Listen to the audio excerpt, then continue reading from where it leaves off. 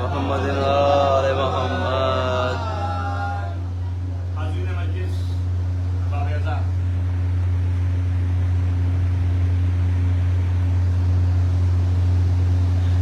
سوچا تو کچھ اور تھا پروگرام، لیکن راستے میں جو گفتگو ہوئی ڈرائیور عزیز سے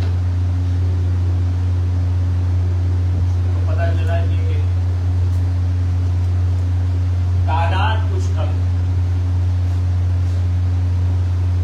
یہاں تعداد آپ کو کچھ کم ملے، تو اسی لیے بھی میں نے رسول اسلام کی تو حدیث جس کو میں نے سرنامہ کلام قرار دیا، جس میں رسول اسلام کہہ رہے ہیں کہ لا دینا لمن لا احد لہ، یعنی جس نے اپنے عہد کی پابندی نہیں کی اس کا دین مکمل. اور فرمائیں گے اب سوال یہ کہ ہمارا و آپ کا عہد و پیمان ہے کیا؟ تو ہمارا آپ کا عہد و پیمان یہ ہے کہ شہزادی کے لال حسین مظلوم کا ذکر کریں، خود روئیں اور مومنین کو رلائیں. اگر ہم اس عہد و پیمان پہ کھڑے نہیں اتر رہے ہیں اور پابند نہیں ہیں تو گویا ہمارا دین مکمل نہیں. اس دین کی ہم دعویٰ کر رہے ہیں کہ ہم اس دین کو ماننے والے ہیں، وہ مکمل نہیں ہے. کیوں؟ کیونکہ ہم عہد و پیمان پہ پابند نہیں ہیں. وہ عہد و پیمان کیا ہے؟ عہد و پیمان یہ ہے کہ ہم نے وعدہ کیا ہوا ہے، ہمارا سبب خلقت یہ ہے کہ ہم عزائے حسین برپا کریں، ہم عزائے حسین میں شرکت کریں. یہاں پہ تعداد کی کوئی اہمیت نہیں ہے، تعداد کی کوئی اہمیت نہیں ہے. اگر تعداد کے اوپر ذکر حسین منحصر ہو جائے تو گویا آپ ان عزائے تبرکات عزائے حسین کا توہین کر رہے ہیں. اگر یہ سوچ کے ممبر پہ آنے والا ذکر اہل بیت کرے کہ ہمارے سامنے تعداد کتنی ہے تو اس کو ذکر کرنے سے پہلے یہ سوچ لینا چاہیے یا یہ اس کے ذہن میں تصور آ جائے کہ ذکر یعنی تعداد کے اوپر ہماری کامیابی اور کامیابی منحصر ہے. اگر وہ یہ سوچ رہا ہے کہ عوام کتنی ہے، سامعین کتنے ہیں، ان کی تعداد کے اوپر جا کر کے یہ منحصر ہے کہ ہمارا ذکر کتنا کامیاب ہے، اگر اس کے ذہن میں یہ بات آ رہی ہے تو پھر اس کو یہ سوچ لینا چاہیے کہ رسول اسلام کا جنازہ اٹھا تو تعداد کتنی، جب مولا کائنات کا جنازہ اٹھا تعداد کتنی، جب شہزادی کا جنازہ اٹھا تو تعداد کتنی. تعداد پہ منحصر نہیں ہوتی عزائے حسین، عزائے حسین منحصر ہوتی ہے اخلاص کے اوپر. انسان کتنے اخلاص سے فرش عزا بچھا رہا ہے اور مومنین کتنے اخلاص سے اس پر تشریف لا رہے ہیں، اور ممبر پہ آنے والا ذاکر کتنے اخلاص سے ذکر حسین بیان کر رہا ہے. کامیابی یہی ہے، یہی کامیابی ہے. یہ کامیابی نہیں ہے کہ مجلس عزا برپا کرنے کے بعد ہم خود اعلان کریں کہ ہم کامیاب ہوئے یا ناکامیاب ہوئے. ہمیں شریعت اس بات کی اجازت نہیں دیتی. ہم نے فرش عزا بچھایا، ہمارا عمل قبول ہو گیا. اب بعد مجلس ہم یہ اگر اعلان کریں کہ ہماری مجلس بہت کامیاب ہوئی تو گویا ہم ہی نے عمل کیا اور ہم ہی نے نتیجہ سنا دیا. ہم ہی نے عمل کیا اور ہم نے خود ہی نتیجے کا اعلان کر دیا، جبکہ ہم یہ عمل جو بجا لا رہے ہیں وہ کس کے لیے بجا لا رہے ہیں؟ ہم اس قول کے مد نظر یہ عمل بجا لا رہے ہیں جہاں پہ شہزادی کونین نے کہا تھا بابا یہ بتائیے کہ جب کوئی نہ ہوگا تو میرے لال روئے گا. تو رسول اسلام نے کیا کہا تھا کہ بیٹی گھبراؤ نہیں، خدا ایک قوم پیدا کرے گا جس کے بزرگوں میں، بچے بچوں میں، عورتوں میں گریا کرے گی. تو ہمارا سبب خلقت ہی ذکر حسین علیہ السلام. اب یہ بات الگ ہے کہ ذکر حسین علیہ السلام ہم کس حساب سے کرتے ہیں. منبر پہ آتا ہے اور کسی نئی جگہ پہ، جیسے میرے لیے آپ کا دیار پہلی مرتبہ میں حاضر ہوں، تو آنے والا یہ کہتا ہے بھائی مجھے نہیں پتا کہ یہاں کے سامعین کا مزاج کیسا ہے. پڑھنے والا اس مسئلے کو بیان دیتا ہے، مجھے نہیں معلوم آپ کا مزاج کیسا ہے، لیکن میں یہ سوچتا ہوں، میری یہ فکر یہ ہے کہ عزادار کا مزاج ایک جیسا ہوتا ہے. واہ واہ واہ واہ واہ واہ. آپ کہیں بھی چلے جائیں، اگر وہ عزاداران حسین ہے تو اس کا مزاج ایک جیسا ہوگا.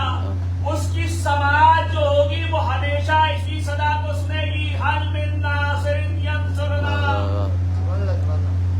اس کی زبان جو ہوگی، اس کا مزاج یہ ہوگا کہ اس پہ ہمیشہ لبیک یا حسین کی صدا ہوگی.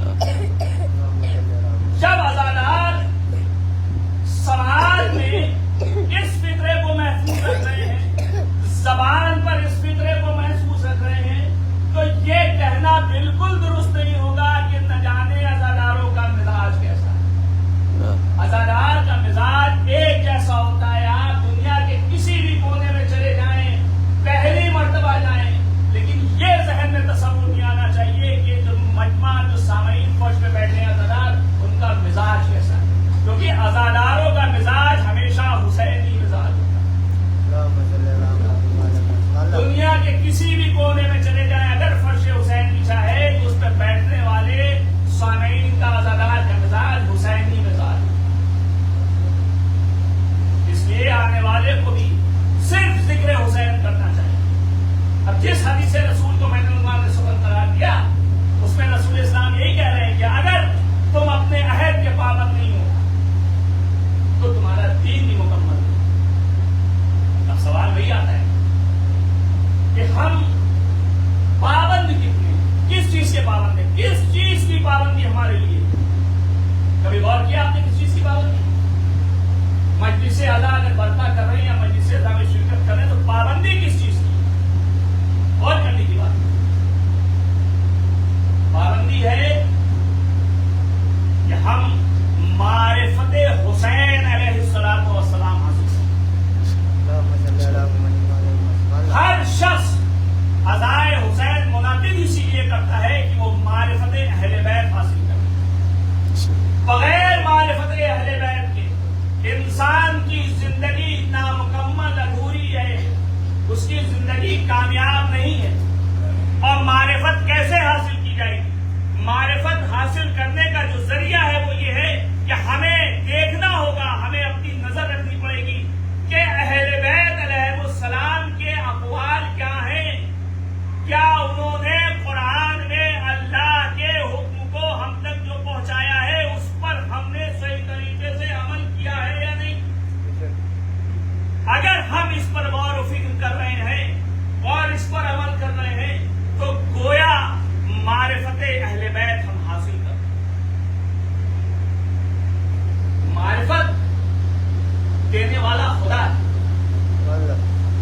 اور خدا انسان کے اندر معرفت کب پیدا کرتا ہے؟ معرفت تب پیدا کرتا ہے جب آپ کا عقیدہ مضبوط ہو. عقیدہ کب مضبوط ہوتا ہے؟ عقیدہ اس وقت مضبوط ہوتا ہے جب آپ کی اپنے ضمیر پر حکمرانی ہو.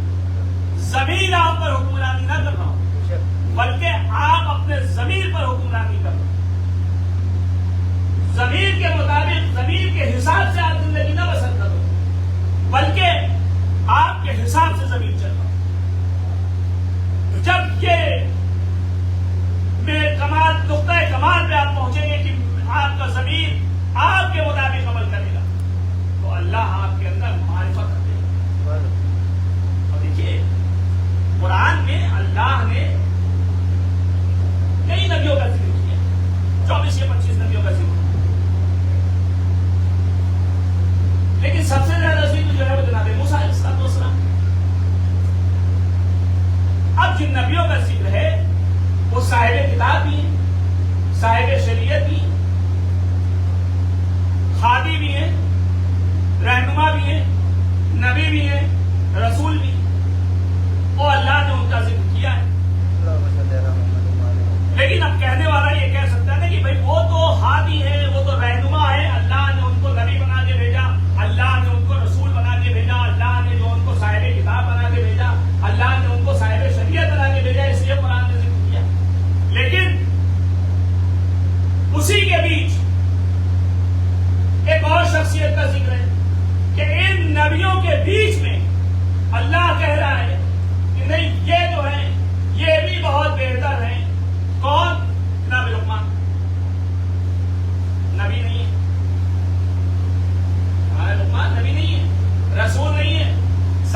کتاب نہیں ہے، صاحب شریعت نہیں ہے، نہ کتاب نازل ہوئی ان کے اوپر، نہ شریعت نازل ہوئی، نہ وہ ہادی ہے نہ رہبر ہے، لیکن اس کے باوجود اللہ رب العزت ان تمام نبیوں کے بیچ میں جناب لقمان کی طرف اشارہ کرتا ہے یہ بھی بہتر انسان ہے۔ کیوں؟ معرفت خداوندی کا عالم یہ ہے کہ نبیوں کے بیچ میں اللہ جو جناب لقمان کا ذکر کر رہا، اور ایسے ویسے ذکر نہیں کر رہا ہے، اس عالم میں ذکر کر رہا ہے کہ اس نے سورہ لقمان میں نازل کر دیا۔ کیوں؟ نبی تو تھے نہیں، رہبر تھے نہیں، ہادی تھے نہیں، کوئی کتاب ان کے اوپر آئی نہیں تھی، کوئی شریعت ان کے اوپر آئی نہیں تھی، تو بھائی پروردگار نے کیوں کیا؟ جب پروردگار سے آپ پوچھئے تو قرآن کا مطالعہ کیے تو پتا چلا کہ اللہ نے جناب لقمان کو حکمت عطا کی، حکمت عطا کی۔ کیوں حکمت عطا کر دی؟ پروردگار آپ نے حکمت عطا کی، تو نے جناب لقمان کو حکمت عطا کی، لیکن اس میں جناب لقمان کی کیا ہے خصوصیت ہے؟ کیونکہ عطا کرنے والا تو ہے، تو اس کو بھی اللہ نے کہا، ملائک بھیجا، ملک آیا، آنے کے بعد جناب لقمان سے کہنے لگا کہ اللہ نے سلام بھیجا ہے، اور کیجیے گا۔ فرشتے کس کے پاس آتے ہیں؟ نبیوں کے پاس۔ کس کے پاس آتے ہیں فرشتے؟ ہادی کے پاس۔ کس کے پاس آتے ہیں؟ رہنما کے پاس۔ کس کے پاس آتے ہیں؟ جو صاحب کتاب ہے۔ کس کے پاس آتے ہیں؟ جو صاحب شریعت ہے۔ لیکن جناب لقمان نہ صاحب کتاب، نہ صاحب شریعت، نہ ہادی، نہ رہنما، لیکن ملک آ گیا اور کہنے لگا پروردگار نے سلام بھجوایا، اور جواب ملا جناب لقمان کہ میرے پالنے والے میرے پروردگار کو میرا بھی سلام کہہ دو۔ ملک آ رہا ہے کہ نہیں آ رہا ہے؟ کیوں آ رہا ہے؟ معرفت خدا۔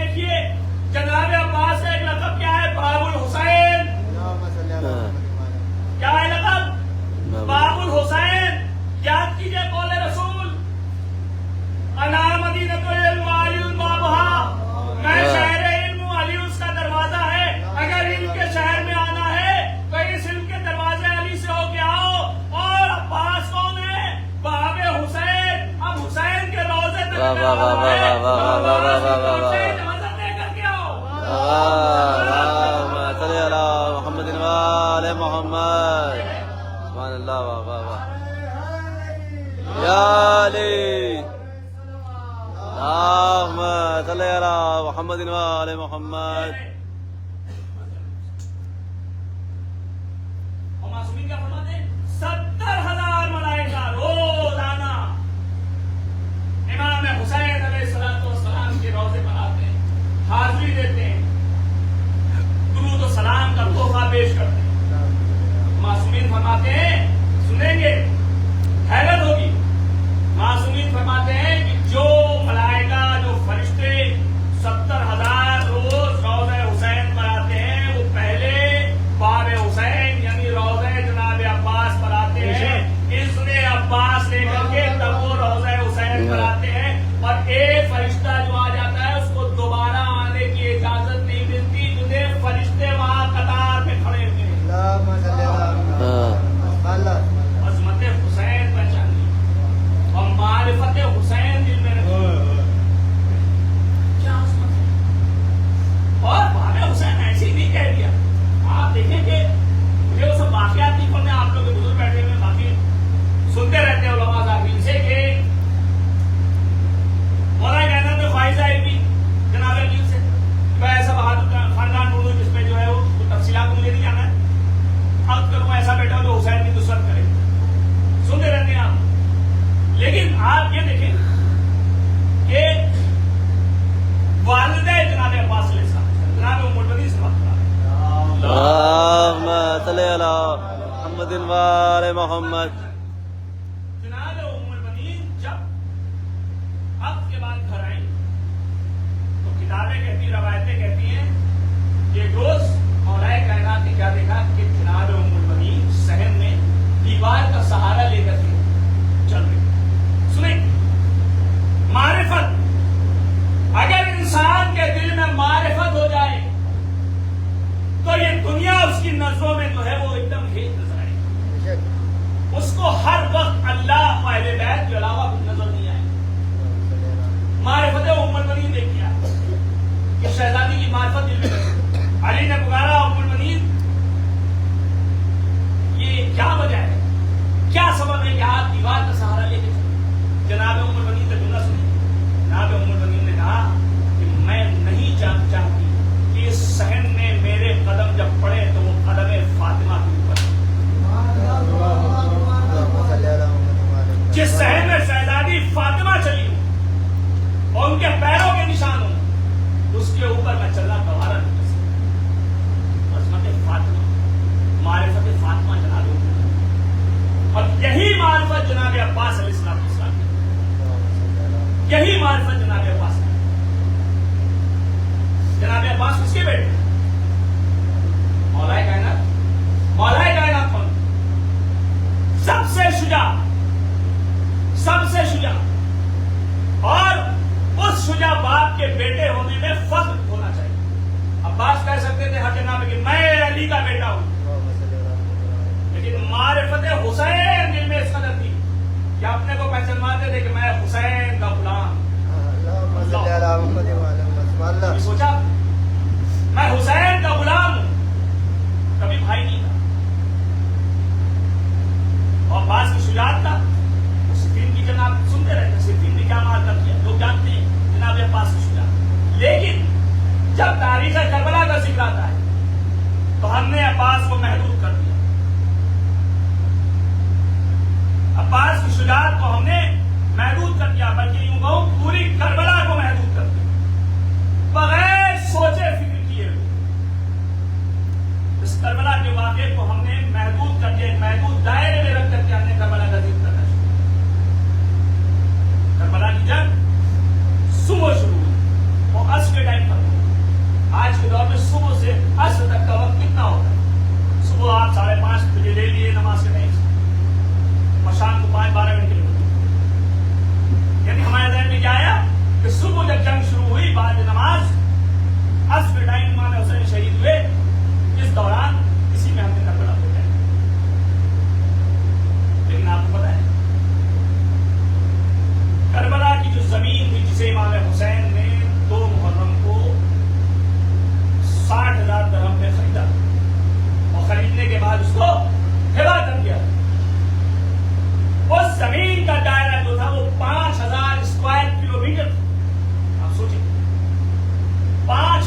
Square kilometre. اب 5000 اسکوائر کلومیٹر کو آپ اس کے لمبائی یا چوڑائی کے حساب سے آسانی سے نہیں ناپ سکتے, لیکن پھر بھی کتابوں میں ریسرچ کرنے کے بعد, مطالعہ کرنے پر اتنا اندازہ ہوتا ہے کہ اگر ایک طرف کا سرا ناپ دیا جائے تو تقریباً 65 سے 70 کلومیٹر کا ایک فاصلہ تھا.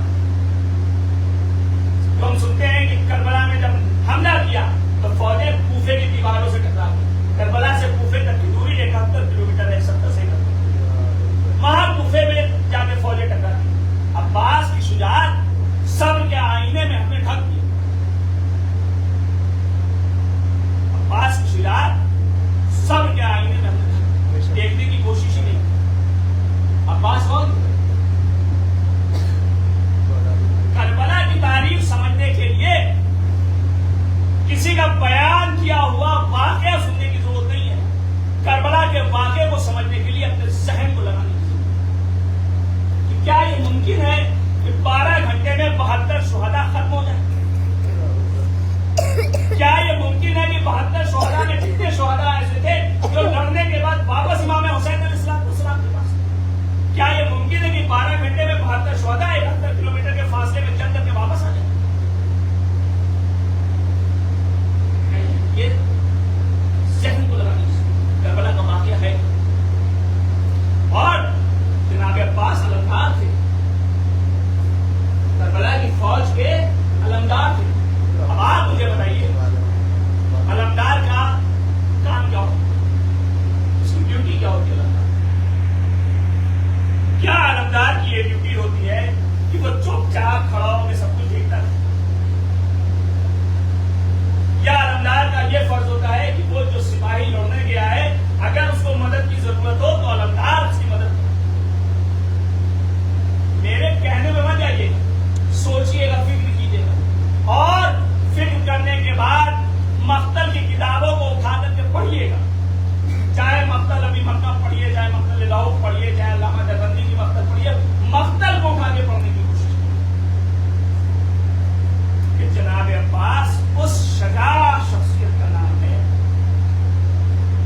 کہ صبح عاشور جب ظالموں نے ایک ساتھ 10,000 تیر خیمہ حسینی کی طرف چلائے, تاریخ لکھتی ہے کہ تیر اتنے تھے کہ اندھیرا ہو گیا, اتنے تیر تھے کہ اندھیرا ہو گیا. اب اس وقت فوج کا سپہ سالار کون تھا؟ جناب عباس. اور جناب عباس نے اپنے فن شجاعت دکھاتے ہوئے اپنی فوج کے 10 افراد کو جمع کیا, اور جمع کرنے کے بعد کہیں 10 سے کہیں 20 افراد کو جمع کیا, ان کو نیزہ بردار تھا, ان سے کہا کہ یہ جو تیر برسانے والے ان کے اوپر حملہ کرو, ان کو جمع. اور جب انہوں نے حملہ کیا تو اس نیزے سے اتنا تیز حملہ تھا کہ وہ جو صفیں لگی ہوئی تھی تو ایک نیزے سے 10 صف تک لوگوں کو قتل کیا. یعنی ایک نیزہ جب مارا تو ایک کے لگا, اس کے پیچھے جو دوسری صف میں دوسرا تھا اس کو لگا. تاریخ لکھتی ہے 10 صف تک نیزہ. یہ حکمت عملی کس کی تھی؟ جناب عباس. حکمت عملی کس کی تھی؟ نتیجہ یہ ہوا کہ تاریخ کہتی ہے کہ اس کے بعد صبح کے بعد عسکر اور تاغیہ کبھی اتنے زیادہ تیروں سے حملہ کرنے کی ہمت نہیں ہوئی. یہ جناب عباس کی شجاعت. اور اس کے بعد تاریخ میں نا کہیں 9 لاکھ کا لشکر, کہیں 5 لاکھ کا لشکر, کہیں 4 لاکھ کا لشکر, کم سے کم 30,000 کا لشکر, جو بھی آپ مان لیں. تاریخ میں جو ہے اختلاف ہے کہ اتنے جو بھی مان لیں, لیکن جب کوئی شہید جاتا تھا تو کتابوں میں ملتا نہ جانے کتنوں کو شہید کرتا. جب جناب عباس علیہ السلام جناب امام حسین علیہ السلام کھڑے ہو کے گفتگو کر رہے ہیں, اندازہ ادھر سے حملہ ہو جاتا. تو حملہ ہونے کے بعد دونوں نے ایک دوسرے کو دیکھا, دونوں بھائی, اور دیکھنے کے بعد ایک طرف سے امام حسین علیہ السلام, ایک طرف سے جناب عباس علیہ السلام نے حملہ کیا, اور ایسا شدید حملہ کیا کہ تاریخ کہتی ہے 4,000 لوگوں کو کاٹ کے ختم.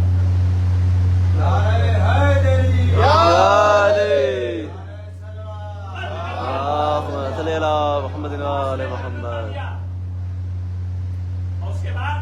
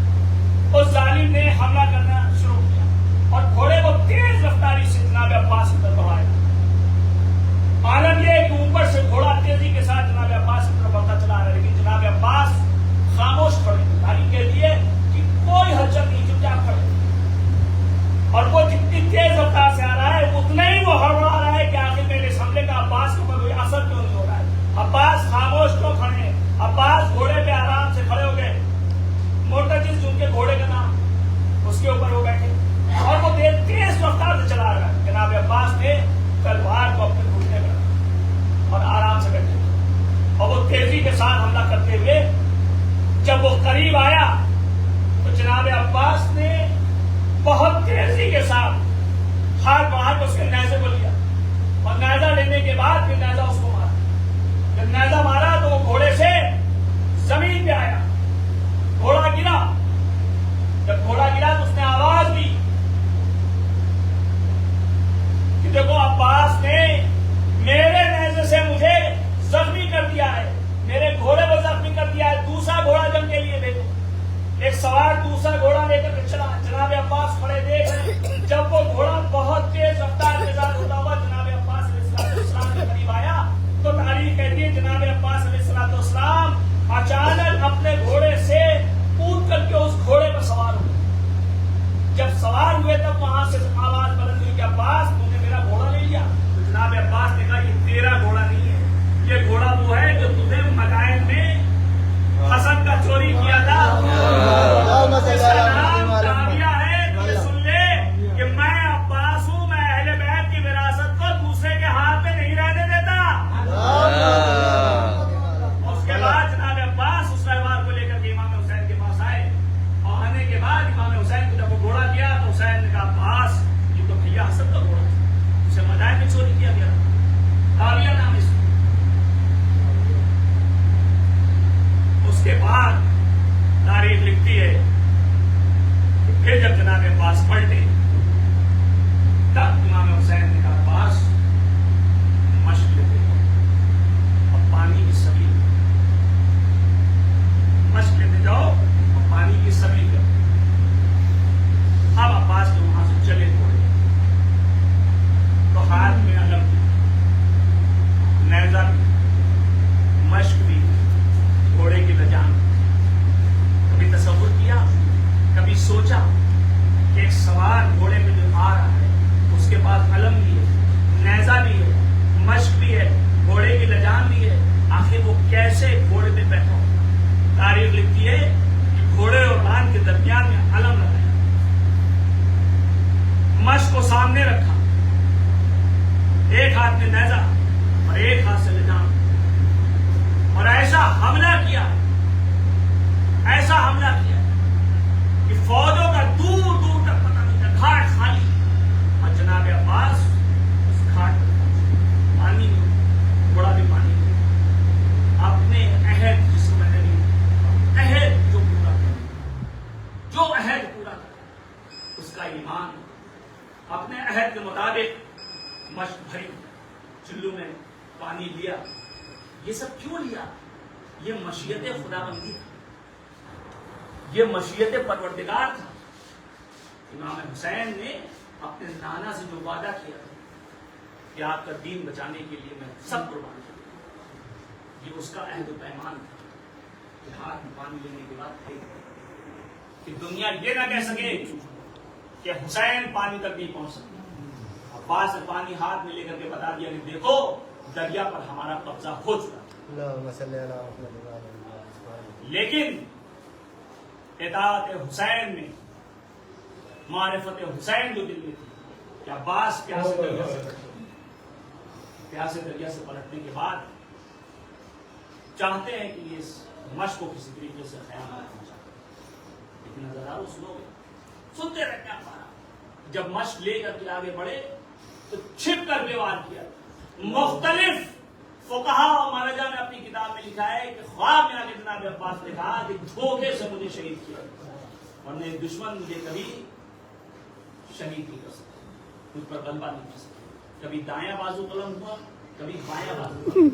ناگاہ وہ تیر مشق پر آ کے لگا کہ مشق کا پانی کا کیا زیادہ اور جناب عباس نے اپنے رہبار کو ہم کو موڑ دیا,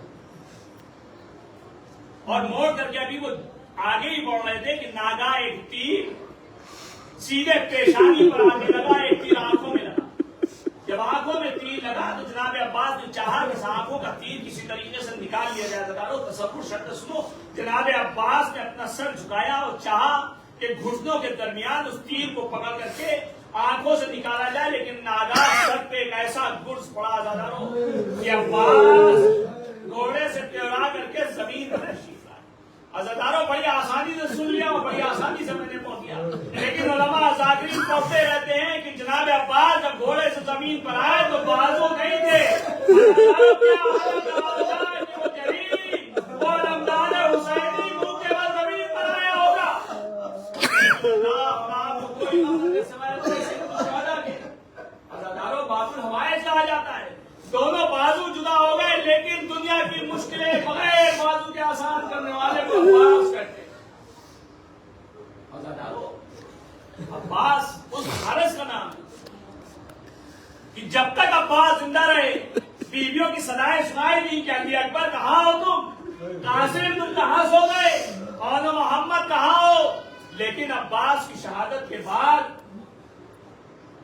اب کوئی آواز نہیں آتی۔ اب اگر آواز آ رہی ہے تو جب شام غریبہ آئی اور رخساروں پر تماچے لگے تو آواز آئی عباس، جب کانوں سے گوشوارے چھنے گئے تو آواز آئی عباس، جب سروں سے چادریں چھینی گئی آواز آئی عباس، جب لاشوں کے درمیان سے گزارا گیا آواز آئی عباس، جب طوفان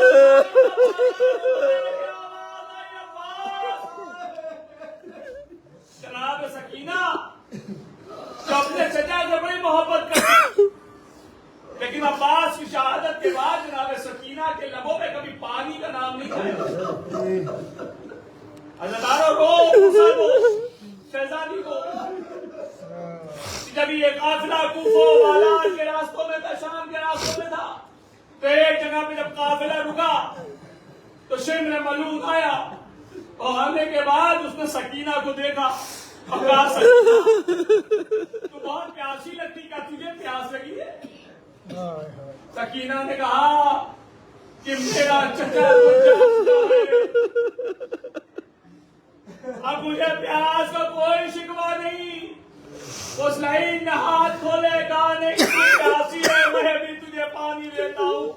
عزاداروں غضب ہو گیا، اس ملعون نے مشق کے تسمے کو کھولا اور وہیں زمین پہ